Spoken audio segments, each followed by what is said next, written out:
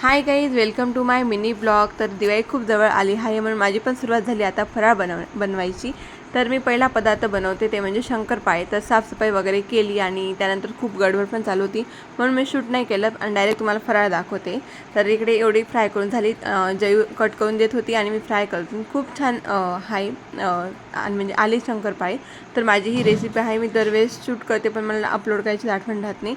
आणि जर तुम्हाला माझी रेसिपी पाहिजे असेल तर कमेंट करून नक्की सांगा. बाहेरून मस्त असे क्रिस्पी आणि आतून मस्त असे सॉफ्ट असतात. आणि इकडे त्याला पण मी टेस्ट करायला दिले गरम गरम, कारण त्याला पाहिजे होते. आधी आहे ना, मी पूजेसाठी लागणारे जे काढून घेतले आणि मग तिला दिले मी खायला. आणि मॅडमांनी मस्त गरम गरम तोंडात टाकलं आणि त्यानंतर फायनली झाले लवकर शंकरपाळी. आणि त्यानंतर लगेच आम्ही सांजोऱ्या वगैरे करायला घेतल्या. तर वेळ खूप कमी होता कारण आज आम्हाला जायचं होतं साक्रीला शॉपिंग करण्यासाठी, म्हणून आम्ही सकाळी खूप लवकर आवरलं, 8:30पर्यंत घरातलं आवरलं. त्यानंतर मग आम्ही फराळ बनवायला पण सुरुवात केली आणि जे मेन होते ते करून घेतले, म्हणजे शंकरपाळी, सांजोरी वगैरे.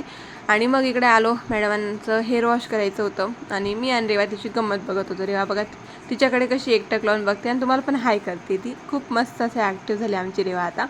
तर इकडे मॅडमांचं हेअर वॉश चालू होतं. मग तर हेअर कट केलं आणि तिचं हेअर कट कसं केलं हे तुम्हाला उद्याच्या ब्लॉगमध्ये दाखवेलच मी, कारण त्या दिवशी खूप गडबड झाली होती.